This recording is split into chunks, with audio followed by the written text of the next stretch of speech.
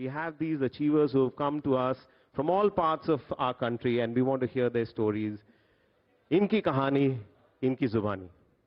तो सबसे पहले शुरुआत करते हैं Samira Reddy, a personality who needs no introduction.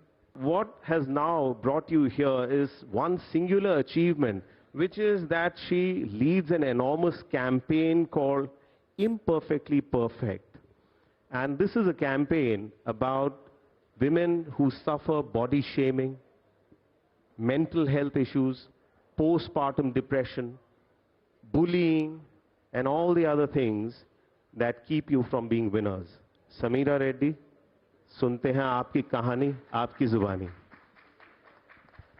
First of all, thank you. That is an exception. I wish I could hear that every morning. It would really help me get up and fight. And I say this every day to myself. People ask me, how are you so confident, right? Aren't you worried about the fact that you're aging?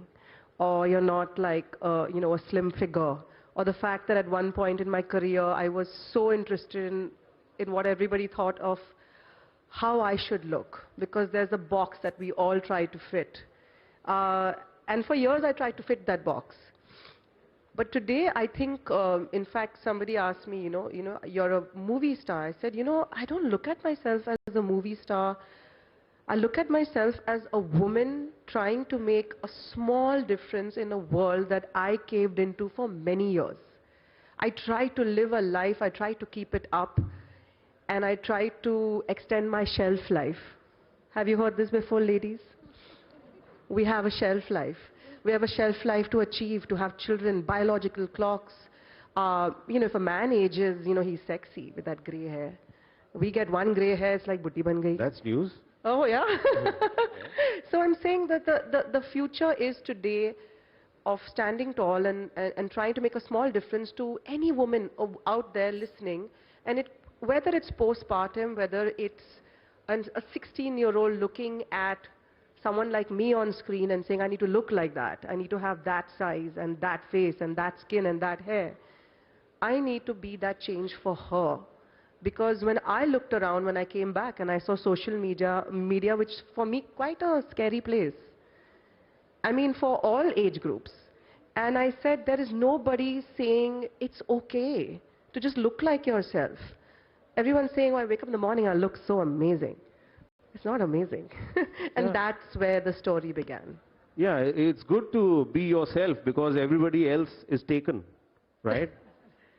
Well, it's everybody uses the word flaw. You're flawed because you don't look this way.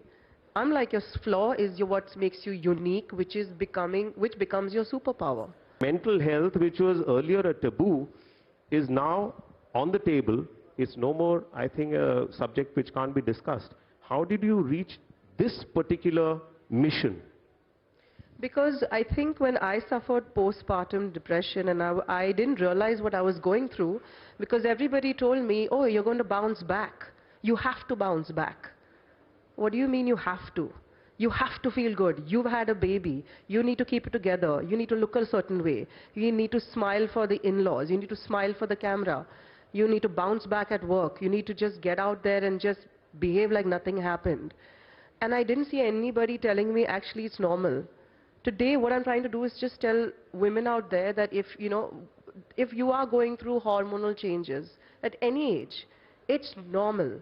So don't sit, and I didn't see any person out there being like a beacon of hope that it's okay to just, change sizes or not go back to who you were. Women need to redefine. We need to evolve, and we need to be told that that is the powerful thing. Not sticking to a certain way and saying the powerful thing is going back to that because it's safe. The fear of not being in that safe space is what I'm trying to break and say that's okay. And in fact, you're heading to a place which is going to be much better if you just believe in it. The next personality is a young lady who was the youngest female pilot to fly a Boeing 777 in the world. Wow. Captain Zoya Aggarwal. She became the youngest woman pilot from India to fly and train on a Boeing in 2013. That was 10 years back.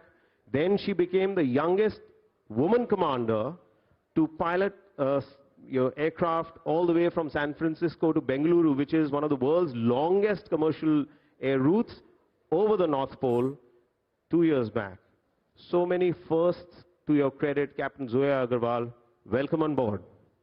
Well, thank you for such a stellar introduction. I think for me, more than my name Zoya, this all accomplishments rather are for every single girl who sees me in that uniform and he says, "Agar wo kar sakti hai, to main bhi kar sakti hu. Mujhe bhi wahi banna hai."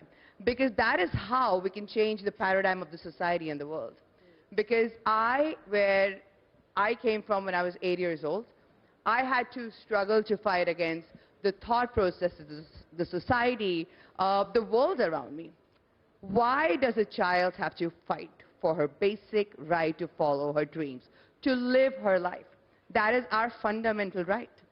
So that is the world that I want to envision and create for our future generations, which is why I'm really happy I'm able to be that 0.00001% of the drop in the ocean to make the whole ocean of women empowerment, not only in India, but the whole wide world, so that Bharat ki beti can do anything they want and anything they feel that, you know, they want to fly, they can fly high and pretty much get to any place they want. Because my journey was such that when I joined Air India, I was amongst a handful of girl pilots and the youngest.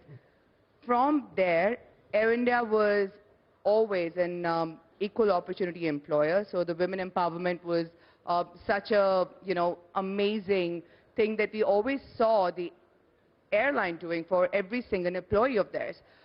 We were given equal opportunities to rise, and from there, where I was amongst a handful of girl pilots in the whole population, today we have an astounding 15% of women pilots, which is amazing. And we also are the highest in the world, which is 12.4%.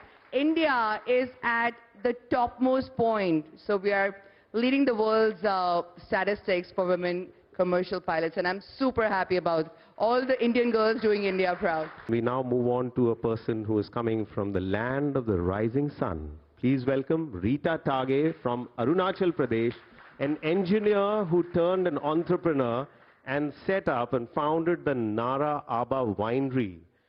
This is in her hometown, Hong Village in Zero Valley. And it has been a long journey for her, but she's made such a huge impact in her community, helped out thousands of people, farmers, to realize their potential, have better earnings, better opportunities towards a better life. And if I have to read out the list of awards she has received, including one from the Honorable Prime Minister a couple of years back, then that list will run into a few pages. Rita Tage, आपकी कहानी, आपकी जुबानी. Good evening, ladies and gentlemen. And I'm really feeling very privileged and honored to be here this evening.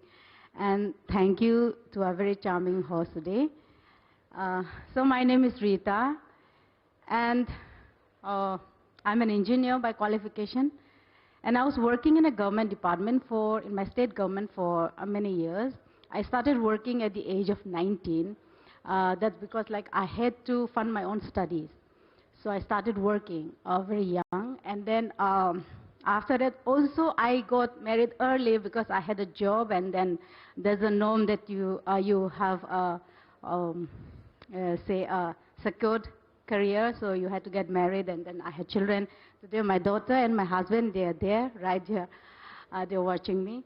And I must say that as a child, just like the previous speaker had said, I had that one quality in me that I always wanted to excel in whatever I do. And then sometimes, not only, many a times, when I look at people doing certain things, the things that seems to be good, I felt within me that I could have done better than, something that had come out. That feeling I had. And luckily for me, there was no any kind of restrictions from me from home. My parents, they had given me good education. Thanks to the Christian missionary schools that were there in our place, I studied in Assam, although I'm from Arunachal. And then, Yes, I was working, had a comfortable job. But then, like, my place, Zero Valley, a lot of, we are, you know, culturally we are an agrarian by nature. And then a lot of kiwi fruits were grown in our place, and kiwi fruits were brought from by the state government department to our place. And farmers had cultivated lots, but then with a lot of investment and hard work, they grew the fruits, but then there were no market because roads were not good, and people in India and even in our place, they were not aware of the these exotic fruits that were there. And that was a time that me and my husband together, we brought out the idea of having a winery on our own. So that's how, like, from 2017 now onwards, we made wines out of kiwi, and we are apparently the first in the country to make wine out of kiwi, fresh and organic kiwi fruits. And now we have ventured into other, many other variants of fruits. And recently I've been to Shark Tank India too, and have you know, had a very nice experience there too. So that's all my journey, and so far.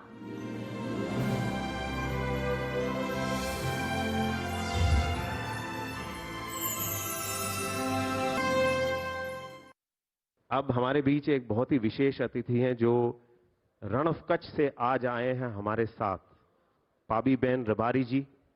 एक बार जोरदार तालियों के साथ इनका स्वागत कीजिए। ये हमारे देश की पहली एंटरप्रेन्योर हैं जिन्होंने अपना ब्रांड क्रिएट किया, pabiben.com इनकी वेबसाइट है, और पाबी बैग इनका ट्रेडमार्क बैग है, जिसको बॉलीवुड में और हमारे देश में बहुत सारे स्टार्स और सेलिब्रिटीज पाबी बैग का इस्तेमाल करते हैं, अपने साथ रखते हैं। पाबीबेन जी, आपका बहुत बहुत स्वागत। सुनना चाहेंगे आपकी कहानी, आपकी जुबानी। मेरा नाम पाबीबेन रबारी है, मैं कच्छ से हूँ। मेरी जो सफर है वो मेरे बचपन से शुरू होती है, क्योंकि हमारा रबारी समाज का जो मूल व्यवसाय है भेड़ बकरियां चराना। तो मेरा पापा भी भेड़ बकरियां चराता था, तभी मेरी 5 साल की उम्र थी। तो कच्छ में सबसे ज्यादा पानी की कमी थी। आज तो बहुत उद्योग आए हैं कच्छ में, नर्मदा भी आए हैं, लेकिन हम जब छोटे थे तभी पानी नहीं थे और बारिश भी कम होती थी। तो मेरा पापा कुएं से पानी निकल रहे भेड़ बकरियों को पिलाने के लिए, उसमें पाँव गिर गया, तो मेरा पापा का देहांत ऐसे हुआ। तभी मैं 5 साल की थी, दूसरी बहन थी वो 3 साल की थी, और तीसरी मेरी माँ के पेट थी। तो मेरा पापा एक्सपायर हो गए, तो सबको ऐसा हुआ कि ये हुआ। लेकिन जब मेरी तीसरी बहन का जन्म हुआ, तभी हमारा घर का एकदम माहौल बिगड़ गया। सबको ऐसा लगा कि बेटी आई, तीसरी भी बेटी आई। तो मैंने सोचा ऐसा है समाज में, क्योंकि वो 5 साल की उम्र में मेरे को पता चला कि सबको बेटा चाहिए, बेटियों का कोई महत्व नहीं रहता। तो मेरी माँ 1-2 साल तो घर में ही रही, और उसके बाद बाहर कमाने के लिए गई। मेरी माँ तो पढ़ी लिखी थी नहीं। बाद में हम जैसे तैसे 4 कक्षा तक पढ़े, तीनों बहना। जब 4 कक्षा तक पढ़े तो पाँव में चप्पल नहीं था, माथे में रबर नहीं थी, और पढ़ने के लिए दफ्तर नहीं थे। कॉटन की 5 रुपये की थैली लेकर हम पढ़ने के लिए गए थे। ऐसे 4 कक्षा तक पढ़े, और 4 कक्षा तक जब भी मैं पढ़ी तभी मेरे को पता चला कि पढ़ना चाहिए। लेकिन गांव में पढ़ने का था नहीं, पास में गांव था, उधर पढ़ने का था मुफ्त में, लेकिन उधर जाने के मेरी माँ के पास भाड़े नहीं थे, क्योंकि हमारी आर्थिक परिस्थिति बहुत खराब थी। ऐसे हमारा बचपना था। Our next guest, Dr. Geetha Manjunath, the founder, Chief Executive Officer and Chief Technical Officer of Niramai Health Analytics, who has led her company to develop a breakthrough solution based on artificial intelligence for early stage detection of breast cancer. Please welcome Dr. Manjunath, and I must add that she is also the holder of 18 United States patents. What an achievement. Thank you so much. My father has always been supportive about what I want to do, what I want to choose. For example, at 12th standard, I got both the best college in medical and best college in engineering. Everybody said, female, you choose the medicine. But I always loved science and maths from the beginning. So if I see radio or anything, you know, my father used to be sort of wanting to kind of repair on his own and things like that. He's like opening up things. So I used to sit with him and open up things and see how these things work and so on. So I used to love books which says, how does it work, you know. I actually topped in my bachelor's across all branches in the state. And then had an opportunity to also join Indian Institute of Science for my master's in computer science. And I had a wonderful learning experience there as well. And then I should really again acknowledge my parents. You know, we've been talking about tenacious mother and supporting father. I've seen that. Then I went on to, you know, win a gold medal also in my master's in IISc. And then I didn't want to go abroad. I am like Mera Bharat Mahan. So I joined of the group which was developing the first supercomputer from India. Again, 17 years after that in Hewlett-Packard Labs as principal scientist, worked with international researchers and so on. Then I went on to do my PhD in IISc, and then all good. So I went on to head artificial intelligence research for Xerox Corporation as a lab director. Everything was good. I had a wonderful team of researchers and so on, playing a techno-managerial role. Then suddenly, my life changed. One of my very close cousin sister, Bharti, she was 42 years of age. She just got detected with a late-stage breast cancer. She lived for 6 months after that. It was extremely shocking because she was very close friend, more than the sister, more close friend. And I really said, okay, what am I doing? I'm trying to solve some world's problem, world's innovation, and trying to see how people can drive cars faster or buy things better and things like that, you know, using AI. And here is a problem which is killing 684,000 women every year. 2,000 women die of breast cancer every day. And the good news is we can save most of them. The only reason they're dying is because of late detection. So I set myself, okay, let me start a small research in this area and see what I can do. I'm not a, you know, like a medical doctor. So I learned about breast cancer and tried to do this overnight and so on for a few months. And then I said, okay, I'm going to quit my job. I think I won't regret that decision, but definitely I want to acknowledge my family for supporting me in that decision, and started Niramai 6 years ago. And I'm very happy to say that, yes, we have created a very, very novel solution for breast cancer detection, which is affordable, accessible, which can work on women of all age groups, you know, because in India we see a lot of 20 to 40-year-old having cancer compared to the rest of the world. And most importantly, maybe because it was lady or a bunch of females also developing it for females, we made it completely privacy aware. This is the only breast cancer screening test where nobody needs to see you without clothes. Nobody will touch you when you're not wearing clothes. What I mean is all of the tests actually have this. So it's a completely no-see, no-touch, radiation-free, affordable, portable solution. Thank you. And I'd like to introduce you to Monica Saxena, who is the captain of the Indian women's polo team. She started her polo career 15 years back after her second son was born. And Monica is the only mother of two playing competitive polo in our country. I started my riding in 1999 when I mentioned to my father, who was in army, that I was interested in horse riding. And he helped me to join an army establishment where I met my husband, who was also learning riding there. Then we shifted to APRC, which is Army Polo Riding Center. And I'm so thankful to Indian Army and APRC because they gave me this platter to pursue my interest and my dreams in my life. And I'm here all thanks to Indian Army and APRC and my husband.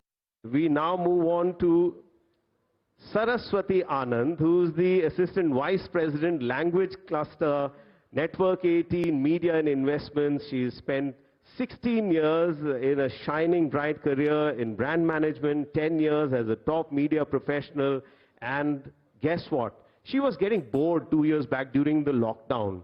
So she decided to say, do something to keep kind of busy, time pass sort of an activity, and she took on powerlifting to pass time 2 years back and ended up lifting 100 kilos in a deadlift.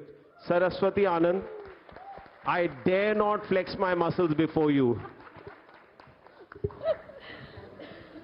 I did not have such lofty ideals of being an inspiration or, living up to somebody. That's my coach. He has bigger biceps than me, but yeah. So I started 2 years ago because I have twin girls and, they don't play. Kids these days don't play. They sit at home. It was online education. And I started advising them. They're like, what are you doing? You're always in front of the screen. And that was one of the reasons. And the second reason was I ended up with an autoimmune disease, which was something called ITP. So my platelets would drop down to 500,000. I'd have clots, I'd be bleeding through the nose or the ear, just sitting. And the doctor told me we had chemo, we had rounds of treatment. At the end, he called me and said, Saraswati, no contact sports. Maybe you can walk. You just start walking. And I looked at the 75 and 80-year-olds, no disrespect to them, walking, and I said, at 38, is that where I have landed? And from there, I started lifting weights because it was not going to lead to any injury. And I had a wonderful trainer who started training me, and thankfully, I was spotted by an international coach. And I have trained to lift 100 kgs in 2 years. I just missed the world records, but I know I'm going to go back for it.